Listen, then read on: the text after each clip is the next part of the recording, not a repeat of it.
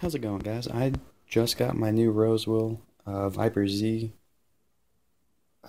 mid ATX tower casing, and I will be doing an unboxing video of it today for you. So here's how it came in the box. It was just the brown box with a bit of styrofoam padding in there and a bit of plastic on it. It would have been nice to maybe see like another box that the actual tower was inside, so there's more like cardboard surrounding it for protection. But hopefully everything's intact inside. Alrighty, so it's now all unboxed and opened up. Everything appears to be intact. The window is fine. There's no other scuff marks or anything like that on the case, so that's good to see. Now let's get into it. Here's everything that is included. We have a box of really just some screws, a couple zip ties, and some more of these thumb screws. We have its manual and some tips on how to install a power supply unit. In order to remove the front panel, you just have to unscrew these little thumb screws. I've already done it, but you just have to unscrew them, give it a nice little pull, and it should come right on off. The case measures about 21 inches long by 21 inches high, and maybe around like 7.5 inches wide. Here's a view of the back of the tower, or I suppose that's the left side. It's just a plain panel, not much going on back here. Here's a look at the bottom. We have our dust filters here. You just have to kind of squish them together. You have to pinch, and then it'll just come off. And then you just have to do that all the way down, and they come off quite easily. We have our feet. They offer a few inches of ground clearance, and on them we have a little rubber pad that helps with the grip.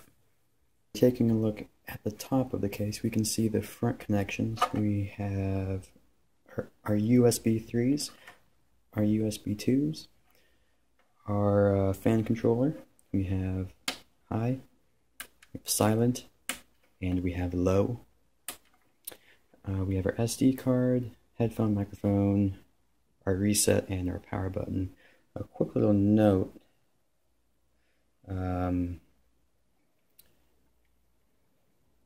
power button and the reset button, I mean, it's a little wobbly in there. It's not quite, I don't know, snug, I would say. It's a little loose. It's not a huge deal. While we're up top, there's another feature that I really like about this case. You just have to press down on the top dust filter, and it clicks, and you can just remove it like so. There's also a nice honeycomb effect going on there.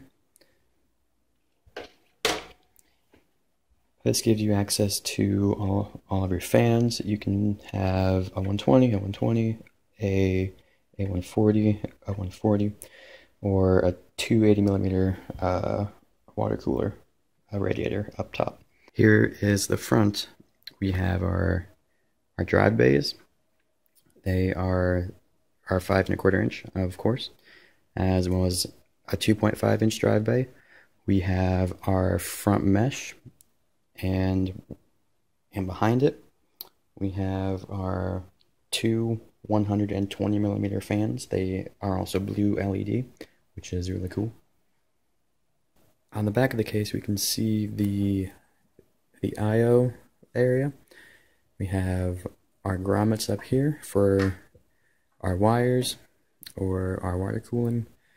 We have a spot to put a 120mm fan. The expansion bays, there are 1, 2, 3, 4, 5, 6, 7, 8, with an additional card slot here, and our power supply area down here at the bottom. Here's a good look at the back of the case. You can see that it already comes pre-installed with all of the wires in a nice little group. We have a mounting point for a solid state drive back there that's kind of tucked away. As you can see, I've already removed over half of the internal drive bays. All you have to do is unscrew a little thumb screw that are here and here. There's one right there, and then there are a few on the side of the drive bays as well that you have to take off, and then they simply slide right on out, which gives you a great option for if you have a longer graphics card. In terms of space, we have about a ½ inch of room to route all of our wires. Taking a look at the inside, we have our drive bays, our hard drive bays. We have our two fans. We have a little strap for our power supply. We have all of our cables from the front. We have our expansion slots, obviously, a place to put a 120mm fan. We have our CPU cutout. We have our grommets, and we have our 6-fan hub. One of my fan pins, the very bottom one, is slightly bent. I'm not sure if you can tell, but one set of pins is bent. Quick side note, this 120mm fan right here is pre-installed over here. I have ordered another blue 120mm fan to put back here, so I just thought I would put it up there to help with the exhaust.